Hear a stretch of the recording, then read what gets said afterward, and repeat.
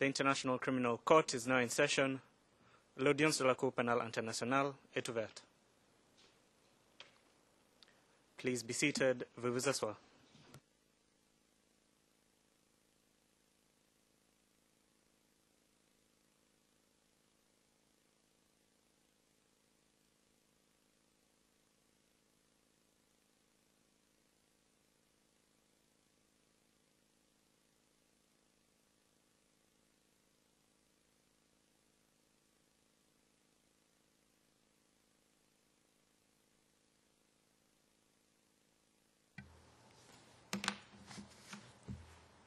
Bonjour. L'audience est ouverte. Madame le greffier d'audience, veuillez appeler l'affaire, s'il vous plaît.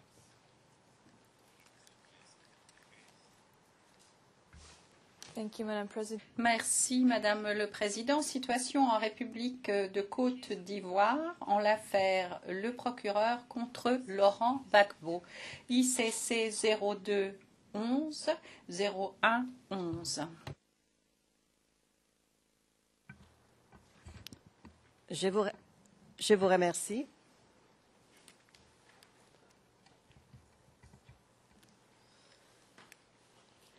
D'après notre emploi du temps, nous procédons aujourd'hui aux observations finales des parties et du représentant légal commun des victimes, en commençant par le procureur. Maître McDonald, vous avez la parole. Merci, Madame la Présidente.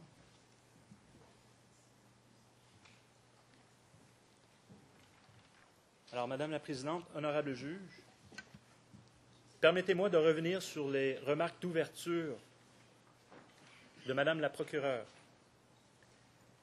Les charges qui font l'objet de ces procédures ne concernent que les actes et la responsabilité pénale individuelle de M. Laurent Gbagbo. Ces charges ne sont pas portées contre le peuple de Côte d'Ivoire, ni contre un segment de la population. Les charges ne sont pas portées à l'encontre de groupes politiques, nationaux, ethniques ou religieux de Côte d'Ivoire. Les charges portées le sont contre M. Gbagbo qui a commis des crimes, et ce, à l'encontre de l'ensemble de la population de Côte d'Ivoire. Il est aussi utile de rappeler que l'accusation, dans le cadre de ses enquêtes et de ses poursuites, a sélectionné 4 incidents qui sont représentatifs des crimes commis par les forces pro-Gbagbo lors de la crise post-électorale de décembre 2010 à mai 2011 et qui engagent la responsabilité de M. Gbagbo.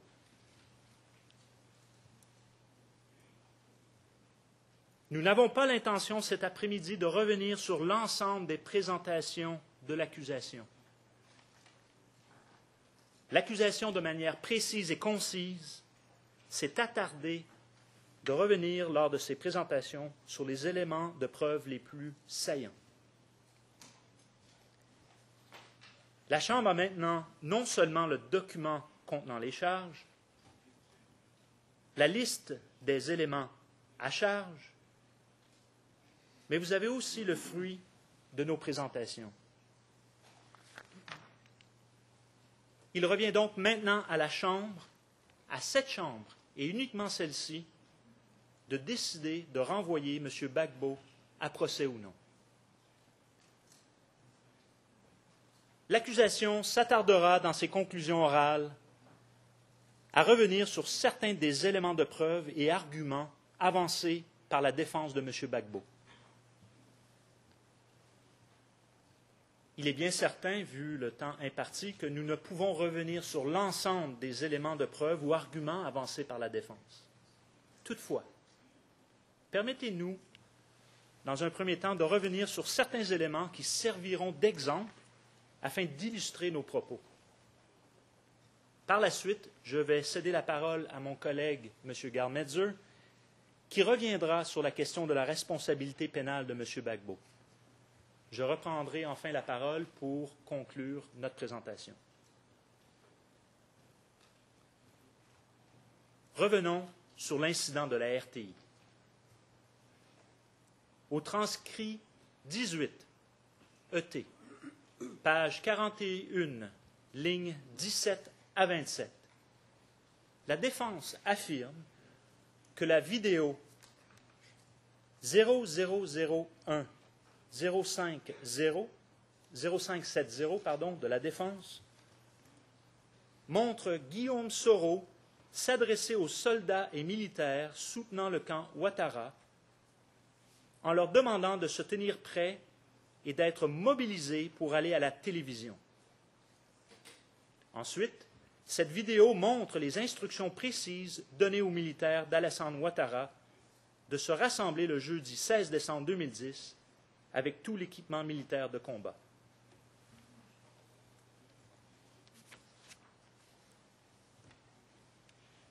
La défense n'a présenté qu'un court extrait de cette vidéo. Elle a omis de montrer le début de ce bulletin de nouvelles présenté à la RTI. Nous vous proposons donc de visionner le début de cette vidéo. Je répète, la vidéo se terminant par les chiffres 0570 de la défense. Alors nous procédons du début jusqu'à la minute 2.31. L'implication de l'ONUCI dans la marche infernale du 16 décembre dernier, des images de l'hôtel du Golfe montrent clairement l'implication des soldats de l'ONUCI dans ce qui s'est passé à Abidjan ce jour-là. Le reportage de Mambouabi. Rendons-nous au Golf Hotel 2 jours avant le fameux jeudi 16 décembre, prévu pour être une grande marche pacifique du groupement politique d'Alassane Ouattara. Les 2 anciens premiers ministres ivoiriens cherchent des solutions pour créer l'étincelle. Depuis 2 semaines, les effets d'annonce des décisions et des menaces contre le président ivoirien élu, Laurent Gbagbo, n'ont pas produit les réactions escomptées au sein de la population qui semble être indifférente à leur cause. Après plusieurs rencontres avec leur état-major civil, Alassane Ouattara et Guillaume Soro décident de créer une grande manifestation les jeudis 16 et vendredi 17 décembre. 1. Le jeudi 16 décembre 2010, le gouvernement, au grand complet, se rendra dans les locaux de la RTI pour y installer le nouveau directeur général, M. Brou Aka Pascal. 2. Le vendredi 17 décembre 2010, afin de faire face aux préoccupations des Ivoiriens et surtout pour abréger les souffrances des populations, le gouvernement au grand complet tiendra le conseil de gouvernement dans les locaux de la primature, ici au plateau. Le ministre Patrick Hachi, porte-parole du groupement politique, donne les contours et la nature de la manifestation devant la presse internationale. Le Premier ministre a adressé, comme je vous l'ai dit, des courriers donc, en tant que ministre de la Défense aux forces de défense et de sécurité qui assurent donc la coordination des marches comme d'habitude. A adressé également un courrier aux forces de l'ONUCI. Vous savez que le mandat de l'ONUCI, c'est de sécuriser et de protéger les civils. Je crois que c'est là le lieu d'insister encore là-dessus. Un courrier leur a été adressé et je n'ai aucun doute qu'ils assureront la sécurité, donc les civils et les citoyens qui participeront à cette marche pacifique. Je rappelle encore une fois de plus qu'il s'agit d'une marche pacifique, de citoyens, de civils. Une fois. L'extrait suivant, c'est l'extrait qui nous a été présenté par la défense. Je crois qu'il faut resituer donc cette vidéo dans son contexte et les propos dans leur contexte. D'ailleurs, l'accusation encourage la Chambre à visionner l'ensemble de la vidéo, car la Chambre pourra noter que l'un des objectifs de la RTI dans ce bulletin est de démontrer, et je cite à la minute 7.52, une collusion entre l'Organisation des Nations Unies et l'organisation politique d'Alassane Ouattara. Cette vidéo, nous vous soumettons, confirme aussi qu'à cette époque, la RTI est au service de M. Gbagbo. D'ailleurs, la RTI associe le pic de la crise à l'ONU et à son représentant, M. Choi, qui aurait, et je cite, toujours le bulletin, tenté de faire accepter des résultats illégaux aux yeux de la Constitution ivoirienne après le deuxième tour des élections. Vous trouverez cet extrait à la minute 8.02.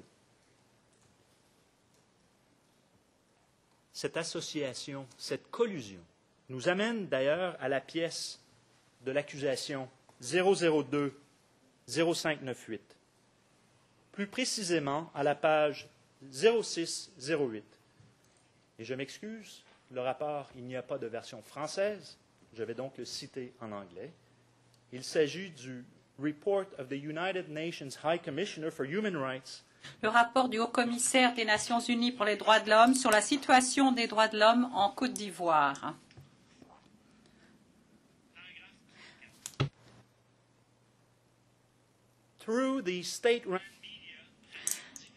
Par la radio-télévision diffusion ivoirienne, RTI, radio-télévision d'État, le camp Gbagbo envoie systématiquement des messages ayant un contenu de haine et de xénophobie visant les pro-HRDP et les États membres d'ECOWAS. La RTI présente régulièrement ces informations visant à encourager l'opinion publique, en particulier les jeunes patriotes, à attaquer les bâtiments de l'ONUCI. Madame la Présidente, honorable juge, revenons maintenant sur la question justement des jeunes patriotes et miliciens. Au transcrit T19ET, page 39, ligne 8, la défense affirme, et je cite, « Les parlements sont des lieux de réunion où des jeunes se rencontrent pour parler, pour débattre des sujets au cœur de l'actualité, de politique, mais aussi d'art, de culture, d'histoire. C'est un lieu de réunion pacifique et d'échange qui fait partie de la vie citoyenne en Côte d'Ivoire. » J'aimerais vous montrer un extrait de la vidéo de l'accusation 0002-0995. Cette vidéo a été présentée le 4 février 2011 dans le cadre de l'émission Reporter sur France 24. L'information, d'ailleurs, est toujours disponible sur leur site Web. Nous allons visionner les minutes 4:46 à la minute 9:23. Tout dépendant du piétage, c'est de la minute 4 ou à 7:49. Pour suivre le contenu, je vous réfère aussi au transcrit de l'accusation 0007-0181, à la page 0185 jusqu'à la page 0187. Je tiens à m'excuser de la longueur de l'extrait, mais nous croyons qu'il est fort instructif de laisser parler ces jeunes patriotes et de leur message et de leur état d'esprit.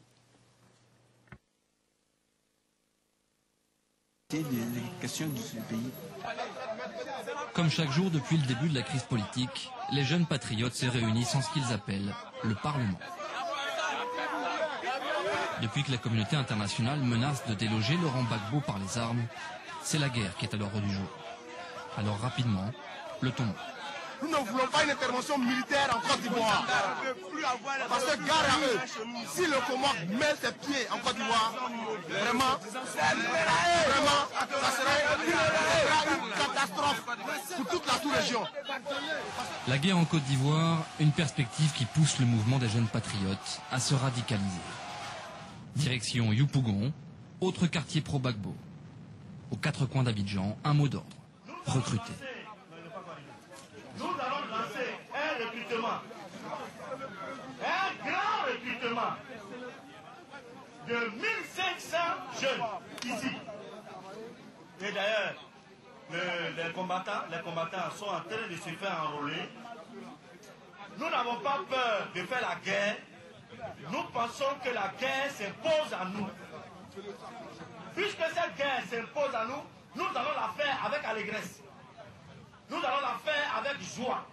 Ceux qui devraient mourir, mourront. Et nous qui resterons, nous resterons. L'international a décidé de livrer une guerre. Un discours sans équivoque qui fait mouche sur les plus jeunes. Cet homme veut nous le prouver. Il nous conduit au bureau de recrutement local.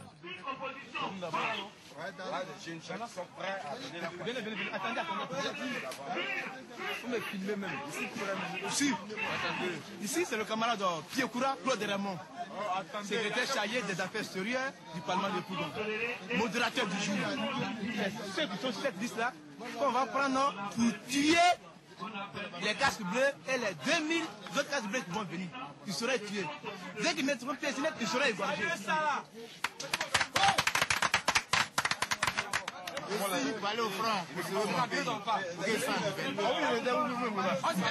Nous sommes fatigués des rebelles, nous sommes fatigués des forces onusiennes. C'est pour cela que ce matin, nous allons organiser un recrutement pour recruter les jeunes et de manière volontaire. Des volontaires galvanisés par la propagande et les discours pro-Gbagbo. La Côte d'Ivoire, là, c'est mon pays. J'aime la Côte d'Ivoire. À part la Côte d'Ivoire, je n'ai plus autre pays. Je demande aux Français, surtout au président Nicolas Sarkozy, avec ses compagnons, c'est dans la société mafieuse il se trouve. Il ne s'imprègne pas de la situation ivoirienne et il prend des décisions bidons pour engloutir notre nation, mais il se trompe. Nous allons résister à tous les niveaux. Je suis prêt à lutter, à combattre, à lutter, à combattre et à tuer pour mon pays. La tension monte, nous quittons Yopougon pour éviter l'incident. Mais leur chef nous donne rendez-vous au centre-ville. Guy Berti, 40 ans, est le leader des jeunes patriotes que nous venons de quitter. L'échange est plus calme, mais le discours tout aussi déterminé. Ceux qui se regroupent, qui disent qu'ils vont envoyer des soldats pour venir enlever Laurent Gbagbo, mais ils vont marcher sur notre corps. Et ça, personne ne peut enlever ça dans la tête des milliers et des milliers de jeunes. Nous n'accepterons plus que qui que ce soit, à l'Élysée, à la Maison Blanche, partout qu'on nous dicte des lois. Nous n'accepterons pas ça. Et nous sommes prêts à défendre l'intégrité de notre pays jusqu'au dernier Ivoirien. Les irréductibles.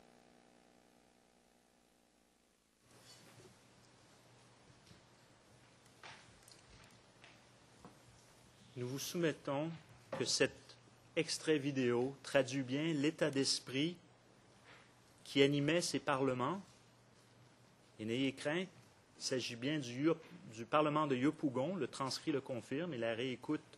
Le bureau de recrutement se situait à Yopougon lors de la crise post-électorale. Cette vidéo indique aussi clairement que les jeunes patriotes étaient au service de M. Gbagbo. Cette vidéo corrobore aussi le témoin P108 qui affirme que Guy Berti, le dernier monsieur qu'on a vu sur cette vidéo, était bien le président du Parlement de Yopougon, l'un des bras droits directs de M. Bégoudé, qui, selon le témoin, distribuait les armes et était impliqué dans les événements qui se sont passés à Yopougon. Je vous réfère à sa déclaration de l'accusation 0013-0108 au paragraphe 28, 87 et 154. Madame la Présidente, honorable juge, j'aimerais revenir maintenant sur le livre. Le commandant invisible raconte la bataille d'Abidjan. La défense s'appuie sur ce livre pour étayer sa thèse au sujet de la marche des femmes et du climat, entre autres, qui régnait à Abobo, à l'époque de la crise.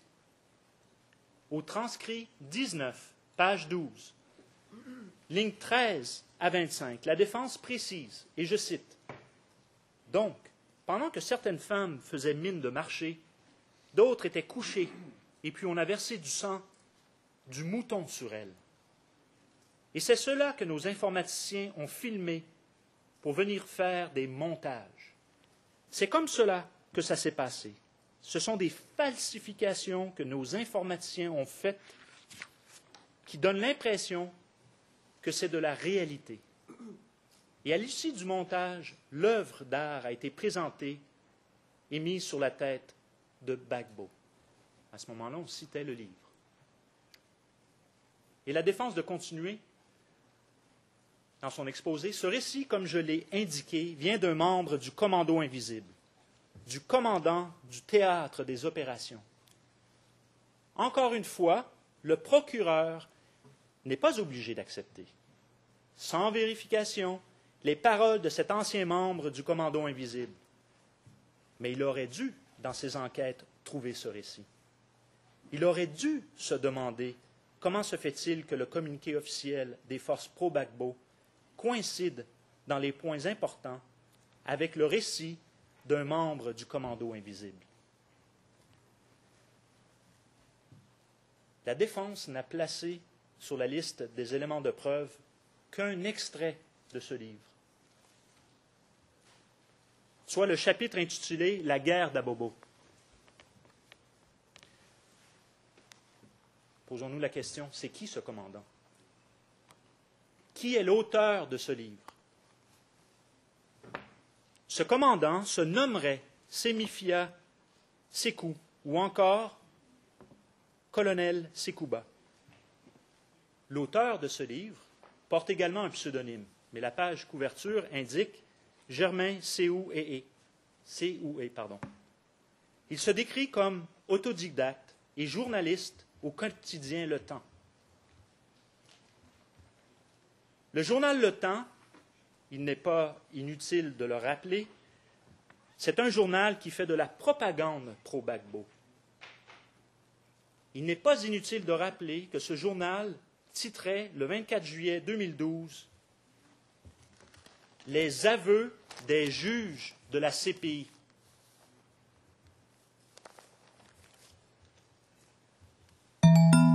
Revenons au livre.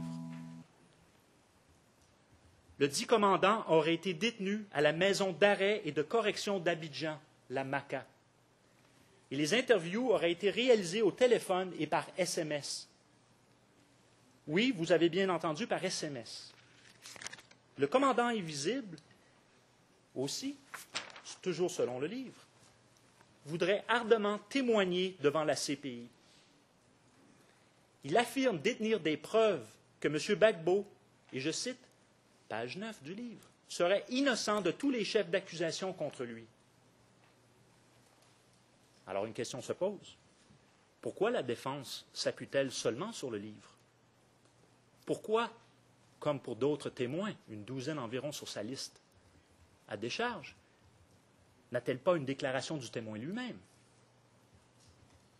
La réponse est simple. Parce qu'aucun commandant ne répond à ce nom. Aucun commandant qui porterait ce nom n'est détenu ou n'a été détenu en Côte d'Ivoire suite aux violences électorales. D'ailleurs, permettez-moi de lire les raisons pour lesquelles le journaliste en question n'aurait jamais rencontré le commandant à la prison. Alors je cite l'auteur. « Mais il est hors de question que je m'y rende. En tout cas, pas si tôt. D'abord, ces temps-ci, j'ai des handicaps physiques. Ensuite, cette visite peut m'attirer des ennuis. Chercher à rencontrer le commandant invisible à la MACA, avec tout ce que le pouvoir lui reproche en ce moment, ne serait pas prudent. Soyez rassurés, si le journaliste ne s'est jamais rendu à la MACA, c'est tout simplement parce que le commandant invisible n'y était pas. Et pour revenir sur la phrase et la citation de la défense, ce livre est au service de M. Gbagbo. Il ne sert qu'à corroborer et a été écrit avec l'objectif de corroborer le communiqué officiel des forces pro-Gbagbo et non l'inverse comme allégué par la défense. D'ailleurs, ce livre a été écrit en 2012, publié en juin 2012. Madame la Présidente, honorable juge, l'accusation ne nie pas l'existence du commando invisible. L'accusation ne nie pas qu'il ait pu attaquer et tuer des FDS et des éléments de la police dans le quartier d'Abobo. Mais l'existence de ce commando ne justifie en rien le meurtre gratuit de civils. Ne justifie en rien le meurtre de femmes le 3 mars 2011. Et encore moins le bombardement du marché le 17 mars 2011. J'aimerais maintenant revenir sur la maxime latine auquel la défense a fait allusion à au moins 3 reprises. Testis unus, testis nullus. La défense a fait référence à cette maxime lors de sa présentation au sujet de l'incident du 17 mars 2011. Vous pouvez retrouver le tout au transcrit 19, ET, page 20. Elle a aussi fait référence à cette maxime lorsque, référant à un témoin de violence sexuelle au sujet de l'incident de Yopougon, toujours le transcrit 19, page 36. Et enfin, le transcrit toujours 19, page 42, toujours au sujet de l'incident de Yopougon. Mais que signifie cette maxime au juste? Eh bien, et loin de moi le désir de vouloir faire un cours de droit, il s'agit d'un vieil adage de jurisprudence qui s'emploie pour faire entendre que le témoignage d'un seul témoin ne suffit pas pour établir en justice la vérité d'un fait. Autrefois, on avait, en quelque sorte, plus d'égard à la quantité des témoins qu'à la qualité. Un témoin ne faisant qu'une demi-preuve. 2 témoins formaient la preuve entière. Est-il utile de rappeler que, évidemment, le droit a évolué depuis, et surtout la règle 63, paragraphe 4 du règlement de preuve et de procédure de cette Cour, qui clairement établit qu'aucune corroboration n'est nécessaire pour prouver l'existence d'un crime, et en particulier en matière de violence sexuelle. Mais revenons sur le nombre de victimes civiles lors de l'incident de Yopougon. Je vous rappelle simplement la vidéo de l'accusation 0020-0395 qui corrobore l'incident et la mort de nombreuses victimes. Madame la Présidente, honorable juge,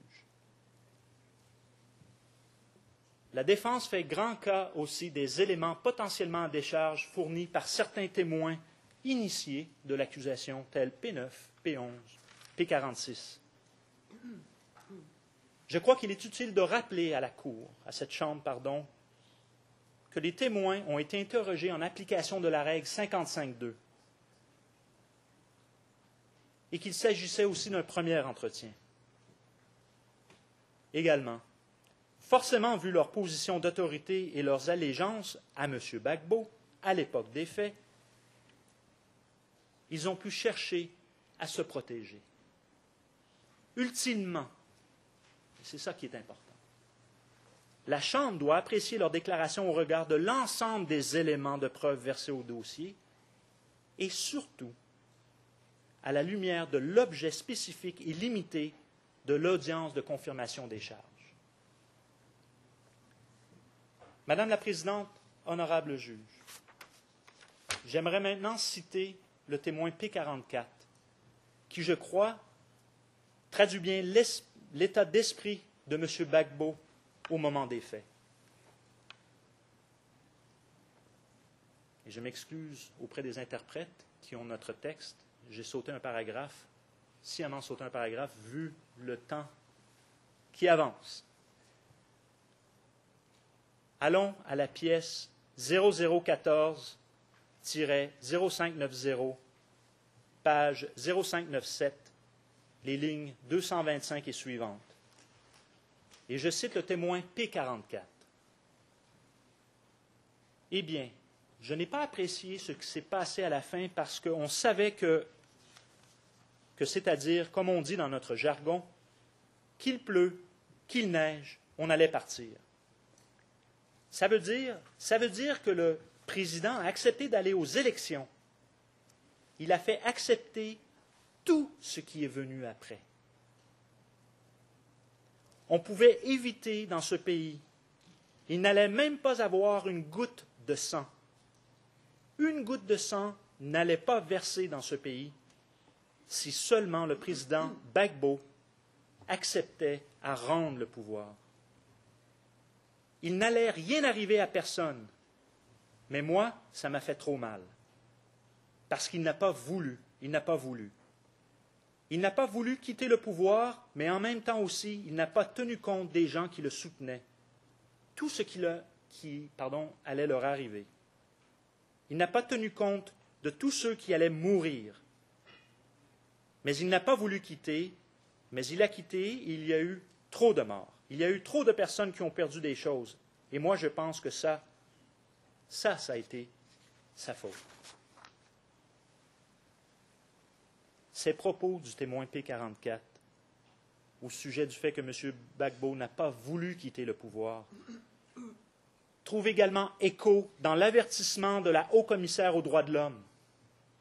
Le 29 décembre 2010, la haut-commissaire aux droits de l'homme a envoyé à M. Gbagbo et à certains de ses principaux conseillers en matière de sécurité des lettres dans lesquelles elle souligne qu'ils sont responsables de l'inquiétante situation sur le plan des droits de l'homme et qu'ils ont pour obligation de protéger les civils, et rappelle qu'ils sont personnellement responsables des violations des droits de l'homme et des atteintes au droit international humanitaire commises par les éléments des forces de sécurité se trouvant sous leur commandement ou sous leur contrôle.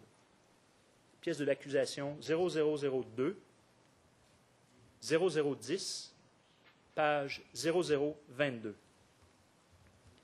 Madame la Présidente, nous soumettons qu'au regard de l'ensemble de la preuve de l'accusation, vous avez des motifs substantiels de croire que les 4 incidents retenus se sont produits et que des victimes civiles en étaient la cible. Il ne s'agit donc pas de déterminer si les incidents se sont produits, car la preuve est là. Mais l'objet de cette confirmation est bien de déterminer s'il existe des motifs substantiels de croire que la responsabilité de M. Gbagbo est engagée par rapport à ces incidents. Nous soutenons que c'est le cas, et je passe maintenant la parole à mon collègue, M. Gallmeizer, qui va revenir sur cet aspect. Je vous remercie.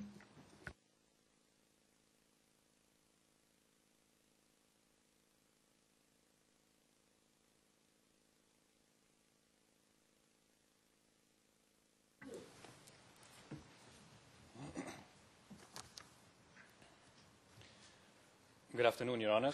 Bonjour, Madame le Président, Madame, Monsieur le Juge.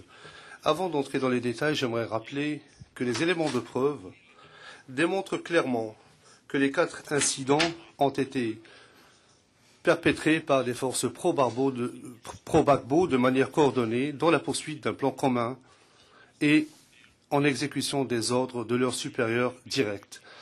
Je le répète, c'est un lien important, c'est un élément de preuve qui montre un lien entre le terrain et les supérieurs. C'est important pour notre cause. Alors je vous invite à réfléchir à ce lien s'agissant des faits incriminés.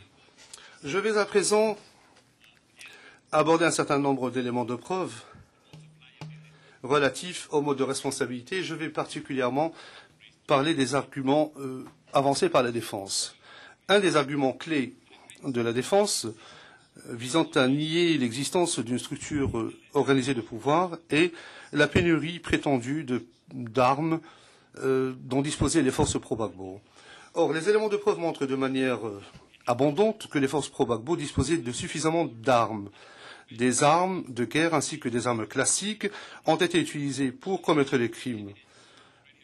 Outre les éléments de preuve qui ont déjà été évoqués en début de ces audiences de confirmation des charges, j'aimerais attirer votre attention sur la déclaration du témoin P164 à la page 0491 et la déclaration du témoin P239 à la page 0006. Certains des témoins privilégiés indiquent qu'il y avait une pénurie d'armes et que M. Gbagbo était préoccupé par cette pénurie d'armes. Cela dit, il est évident que les forces pro-Gbagbo disposaient de suffisamment d'armes pour commettre des crimes contre des civils non armés. De plus, M. Gbagbo a lui-même pris des mesures afin de fournir à ses forces des armes supplémentaires. Les éléments de preuve démontrent que ses subordonnés ont suivi ses ordres et ont acheté de telles armes, voire également le document 0021-1290. Comme l'a confirmé un rapport d'un groupe d'experts des Nations Unies, 0021-0125, paragraphe 33, ainsi que par les témoins P239 à la page 0007, ces efforts ont été couronnés de succès. En effet, peu de temps avant la crise post-électorale et pendant la crise post-électorale, le régime Gbagbo a reçu des armes supplémentaires. Durant les audiences de confirmation des charges, vous avez demandé à l'accusation de fournir un organigramme relatif aux jeunes miliciens et aux mercenaires pour montrer qu'ils étaient sous le contrôle de M. Gbagbo. Vous avez voulu que nous montrions également leur structure et comment ils ont été intégrés dans les FDS. Madame le Président, j'aimerais à ce stade vous présenter cet organigramme. Mon collègue va les mettre à disposition sur les écrans et des copies papier seront distribuées. La première diapositive que vous avez à l'écran montre la structure des jeunes miliciens.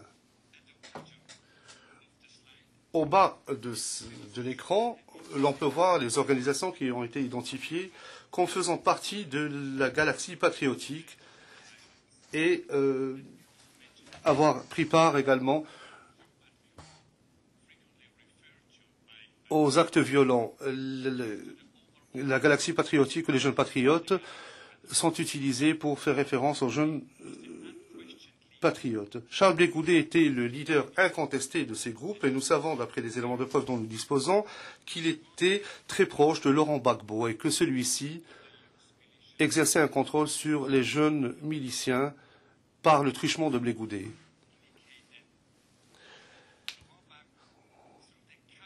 Le symbole de l'argent montre qu'il y a eu des paiements versés aux chefs des différents groupes de jeunes. De plus, nous avons Simone Gbagbo qui, d'après le témoin 44, a émis des ordres directs, a donné des ordres directs à Charles Blé Goudé. Nous savons également, d'après les éléments de preuve, que Simone Gbagbo ne pouvait rien faire à l'insu de son mari. Je voudrais attirer votre attention maintenant sur la diapositive suivante, qui démontre comment le CNRD est intégré dans la structure. Le CNRD, comme nous l'avons expliqué dans une précédente présentation, est une plateforme politique qui comprend des dirigeants politiques, notamment, et des dirigeants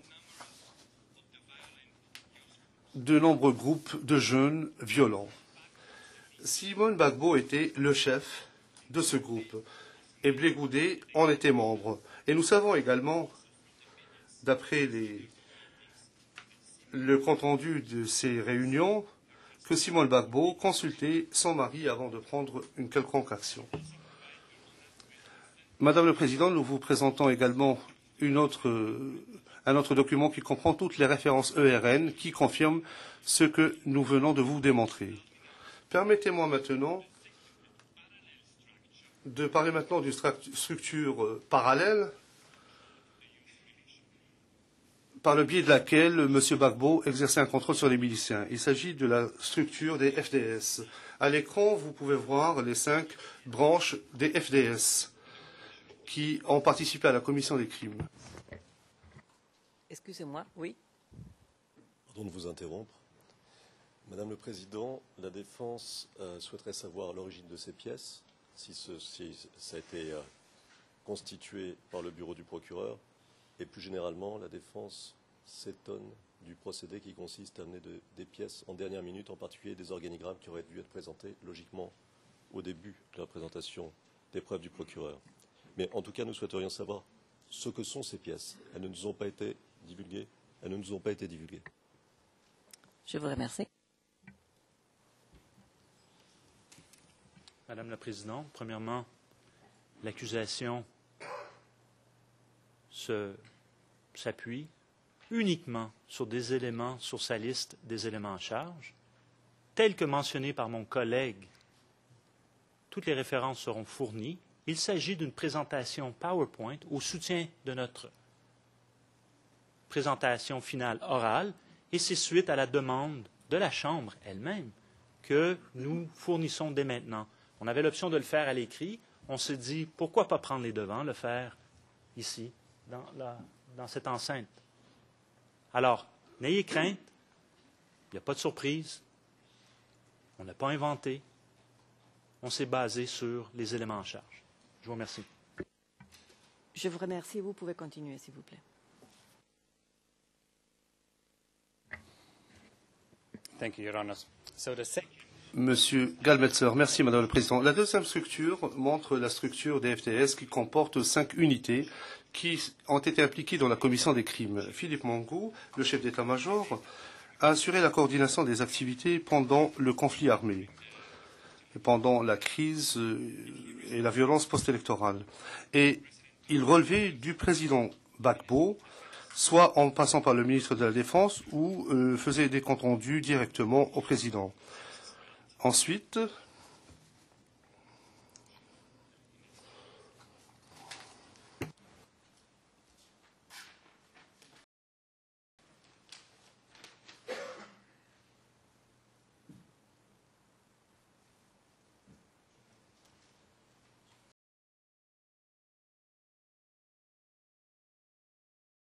we're having some technical difficulties. nous